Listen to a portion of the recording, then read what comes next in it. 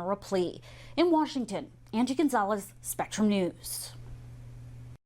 Texas saw the largest increase in its Asian population of any state in the country. These are findings published in August of this year by Asian Texans for Justice. About 2 million Asian and Pacific Islanders call Texas home. That's nearly 7% of the state's population. Our Blessing Uwachuku shows how one group's catering to this growing demographic this election season and why they say others should do the same. I'm at Dallas proper's first Vietnamese coffee shop, and the owner is hoping it's not the last. And that's because in the state of Texas, Vietnamese is the third most spoken language in the Lone Star State.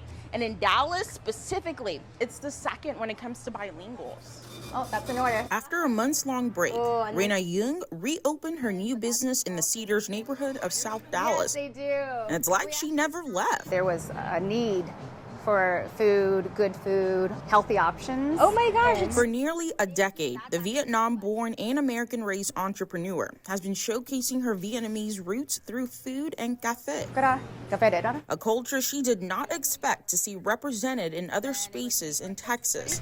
I was in Casa View, and there was a recreation center, and I noticed that the signs were actually like in English, Spanish, and Vietnamese, which is really profound and substantial. Her native tongue is not only displayed on signs at the recreation center, but also when voting in Dallas. In 2021, the U.S. Census Bureau notified Dallas County to make a change, and Vietnamese was added in 2022. It was required by a federal law because at least 5% of Dallas County's Vietnamese-speaking population who are legally able to vote have limited English proficiency. API Texans are more likely to be born outside of the U.S., so 67%, and speak a non-English language at home, and that's at 76%. One organization believes more should be done to include more languages on ballots statewide. And last year, in a conversation with Lily of Asian Texans for Justice and Representative Jean Wu, we heard that language access is a major problem for far too many voters in Texas. Kathleen Thomas is the leader of Progress Texas. In September, Thompson's organization expanded its website, Go Vote Texas,